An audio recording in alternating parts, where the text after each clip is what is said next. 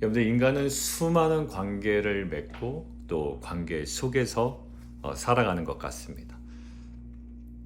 뭐 아이들 같은 경우에는 친구들과의 관계도 있겠고요. 선생님과의 관계도 있고 부모와의 관계도 있고요. 또 교회에 오면 또 지체들과의 관계, 또 목회자의 관계, 여러 많은 관계를 통해서 또 그 인격이 형성됩니다. 자라납니다. 수많은 관계가 있는데요. 그 중에 관계의 원형, 기본형은 무엇일까?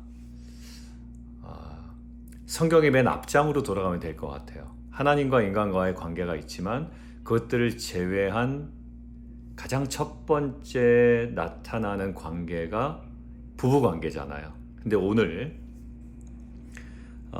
고린도전서 오늘 본문이 부부관계에 관해서 이야기를 나눕니다. 저는 이 단순한 부부관계의 문제뿐만 아니라 이 부부관계가 인간의 모든 관계의 원형, 기본형이라는 어떤 그 개념에서 이 복음이 우리의 관계를 어떠한 방향으로 이끌고 가는지 또 어느 지점으로 우리가 나아가야 되는지 오늘 본문을 통해서 함께 좀 묵상해 보면 좋겠다라는 마음이 있었습니다. 첫 번째요. 복음은 우리 안에 있는 권리의 언어를 책임의 언어로 바꾼다라는 겁니다. 바울이 오늘 고린도 교회에 질문에 대답하는 형식입니다.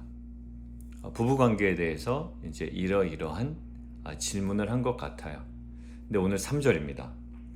남편은 그 아내에 대한 의무를 다하고 아내도 그 남편에게 그렇게 할지니라. 바울은 지금 먼저 이야기하는데요. 권리를 이야기하지 않습니다. 남편에게도 책임이 있고 아내에게도 책임이 있다라고 이야기합니다. 의무를 이야기하죠. 근데 사실요. 고린도 교회는 계속 권리의 언어를 사용했습니다. 모든 것이 내게 가다, 내 몸이다, 내 자유다, 내 선택이다 라는 거예요.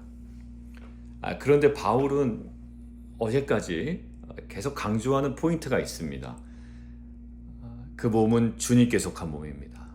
그 자유는 사랑으로 사용되어야 합니다. 그리고 권리는 사람을 세우는 방향으로 온전히 활용되어야 합니다. 여러분들 오늘 부부관계도 마찬가지고요. 모든 관계가 그렇습니다. 가정에서도 그렇고요. 교회에서도 그렇고요. 직장에서도 그렇습니다. 여러분들 관계 무너질 때 보면 대부분의 권리의 언어가 엄청 커집니다. 왜 나만 해야 합니까? 내가 더 힘듭니다. 내가 더 억울합니다. 내 마음은 누가 알아줍니까? 틀린 말이 아닙니다. 정말 힘들 수 있고요. 정말 억울할 수 있습니다.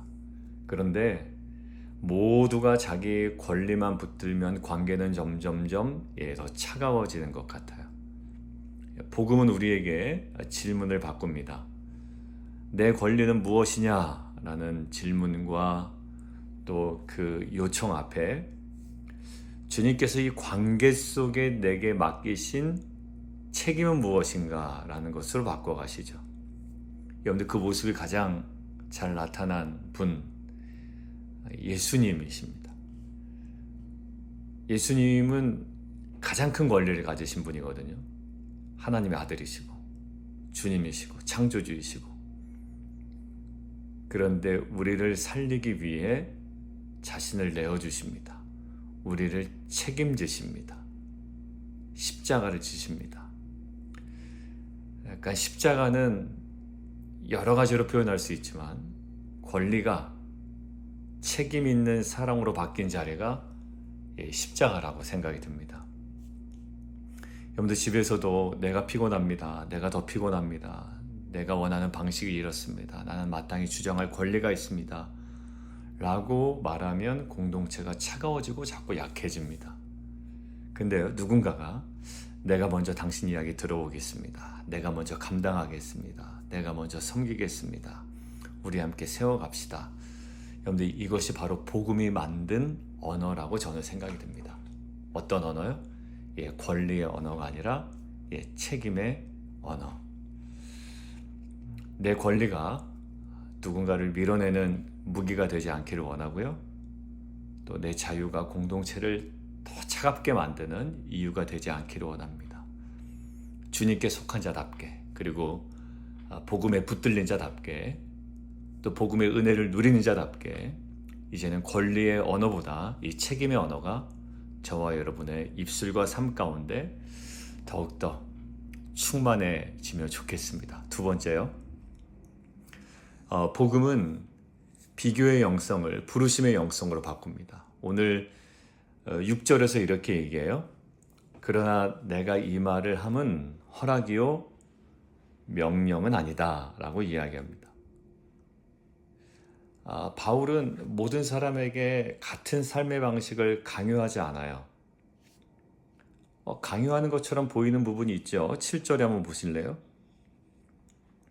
나는 모든 사람이 나와 같기를 원한다. 그런데 뒤에 있습니다. 그러나 각각 하나님께 받은 자기의 은사가 있으니 이 사람은 이러하고 저 사람은 저러하니라.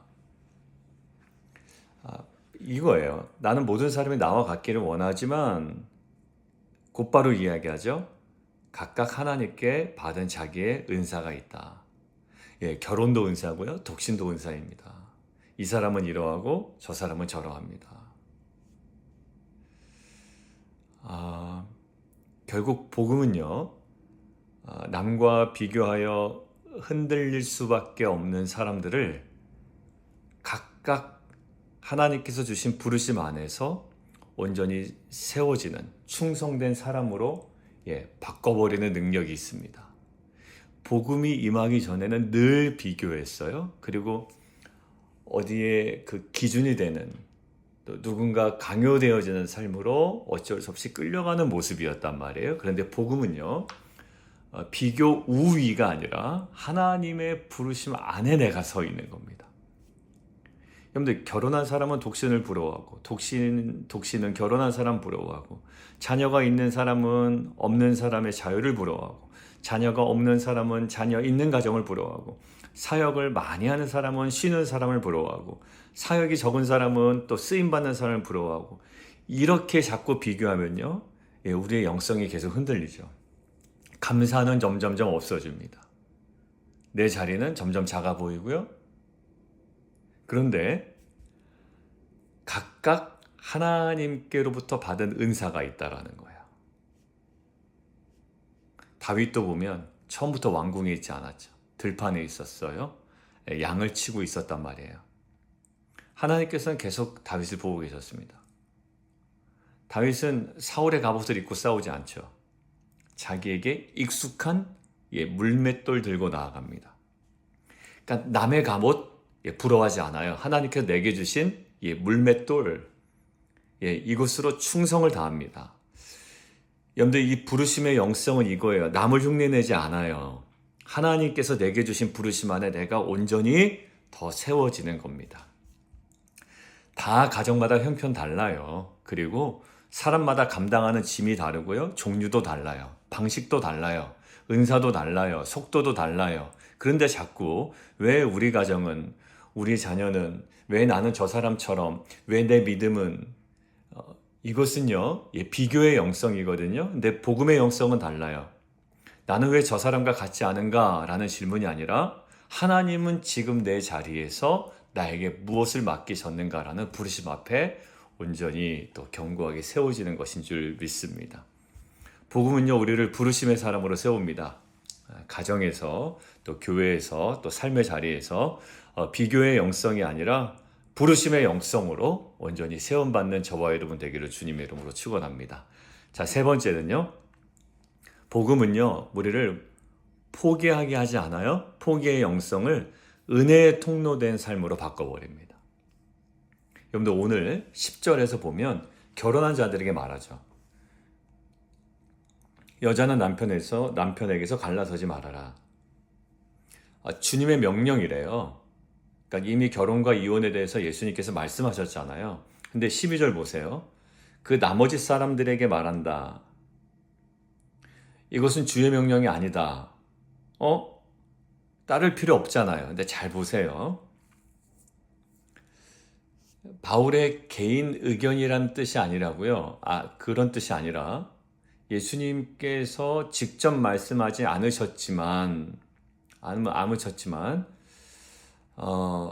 어떤 새로운 상황 가운데 복음적인 해석이 이럴 수 있다라는 거예요. 자, 보세요. 교회 안에는 분명히 부부 중에 한 사람만 믿는 사람이 있겠죠. 남편은 믿는데 아내는 믿지 않아요. 아내는 믿는데 남편은 믿지 않아요. 그러면 이제 이런 질문이 생깁니다. 믿지 않는 배우자와 계속 살아야 되나? 나 너무 힘든데, 신앙생활하기 너무 힘든데, 갈라서는 것이 거룩한 선택 아닌가? 그런데 12절, 13절 분명히 얘기합니다. 그 사람이 함께 살기를 좋아하거든 버리지 말아라. 남편을 버리지 말아라.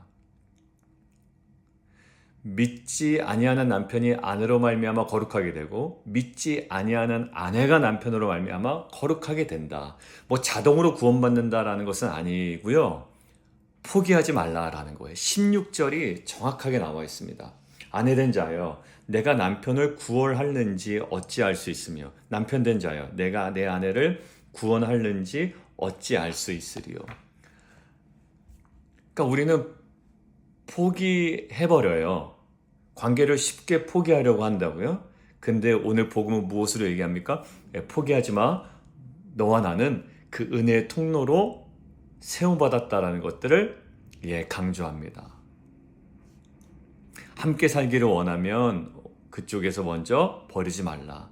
믿는 한 사람으로 그 자리에 서 있으라. 왜냐하면 그 자리가 은혜의 통로가 될 수 있기 때문입니다. 믿는 한 사람이 제대로 서 있다면 하나님은 그 사람을 통해서 구원의 통로를 여시고 은혜의 통로를 여실 줄 믿습니다. 가정이 완벽하지 않을 수 있고요. 배우자가 아직 믿음 안에 서 있지 않을 수 있습니다. 자녀가 아직 주님을 깊이 만나지 못했을 수도 있습니다. 여러분들 직장과 학교 분위기가 아직 믿음과는 전혀 멀어 보일 수 있어요. 그러나 우리는 쉽게 얘기해요. 안 될 것 같다고요. 그리고 변하지 않을 것 같다고 얘기하고 기대해도 소용없다고 이야기하고요. 그냥 마음 접는 것이 편하다고 생각을 합니다. 근데 복음은 질문을 바꿔요. 이 관계를 내가 포기할까? 라는 질문에서 하나님이 나를 이 자리에서 어떤 은혜의 통로로 구원의 통로를 세우실까? 라는 것에 우리의 마음이 열리게끔 하는 것이 복음의 능력인 줄 믿습니다. 복음은 우리를 은혜의 통로로 세웁니다. 여러분들 우리 가정에서 또 교회에서 삶의 자리에서 이 포기의 영성이 은혜의 통로로 바뀌기를 원합니다. 여러분들 룻기 기억나시죠? 룻, 보아스. 어찌 보면 엘리멜렉의 그 가문이 끊어질 수밖에 없는데 결국 룻과 보아스를 통하여 그 가문이 이어집니다. 끊어진 곳을 이어가는 그 은혜의 통로로 또 구원의 통로로 쓰임받는 저와 여러분 되었으면 좋겠어요. 여러분들 관계 먼저 끊으시면 안 돼요. 그리고 우리가 끝까지 그 영혼을 위한 버팀목이 되고 은혜의 통로로 쓰임받는 저와 여러분 되기를 주님의 이름으로 축원드립니다.